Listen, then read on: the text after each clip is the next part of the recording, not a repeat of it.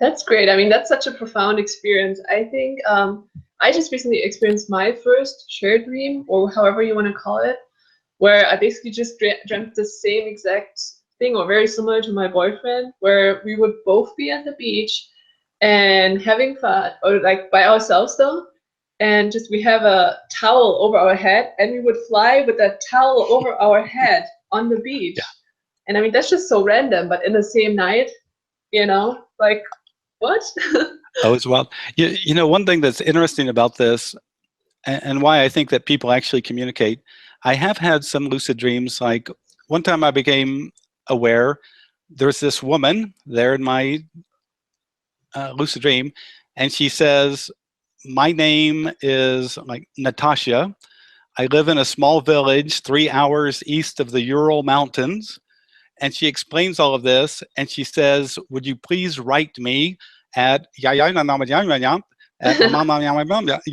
Russian words that I would have no capacity to write down.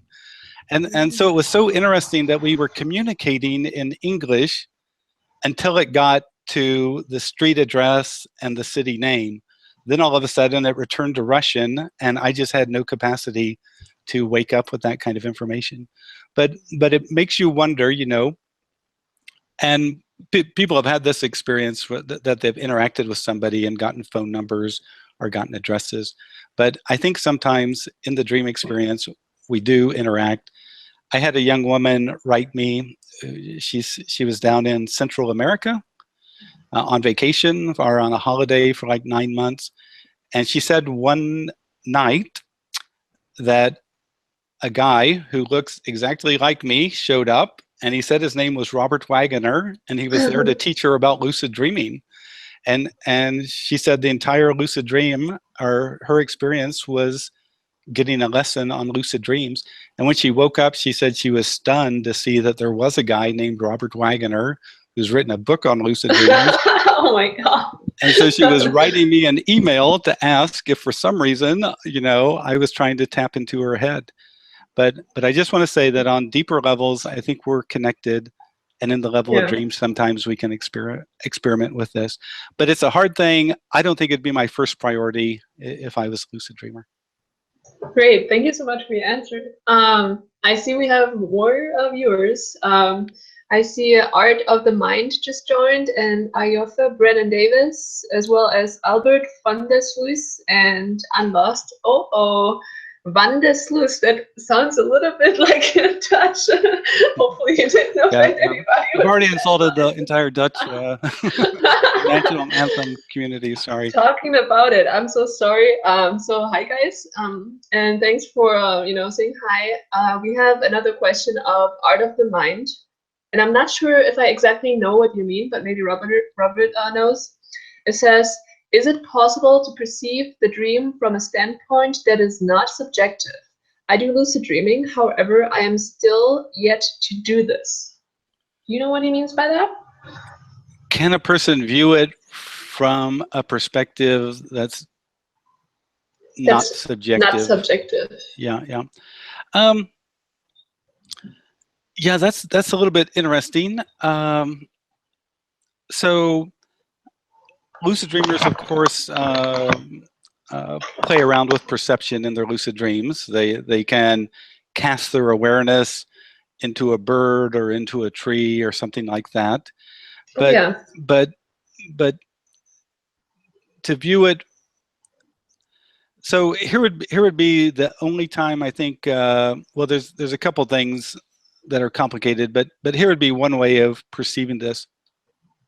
So people who read my book or watch me online know that I talk about becoming lucidly aware and interacting with the awareness behind the dream.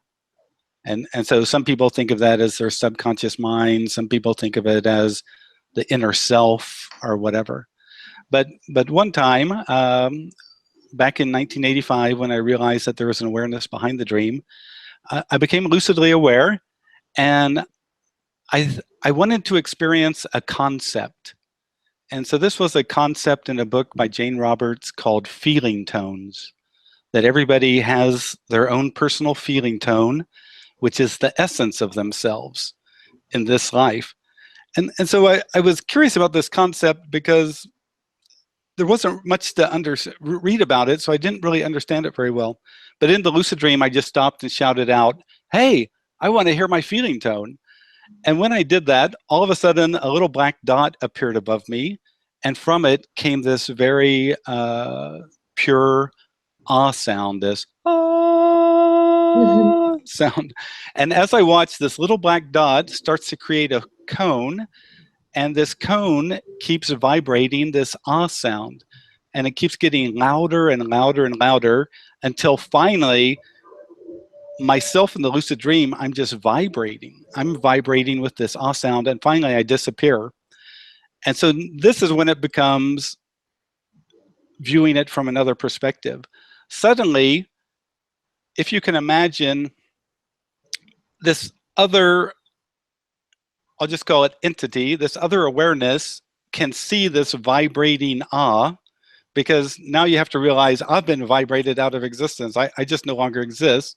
But somehow there's a portion of my awareness that's inside this larger awareness of this guy watching this ah. And then he thinks, or I call it a he, but it's kind of gender neutral. It thinks, which one was that one?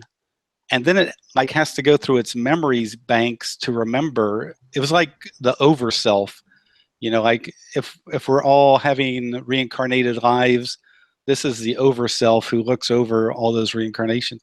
Finally, it recalled who Robert Waggoner was.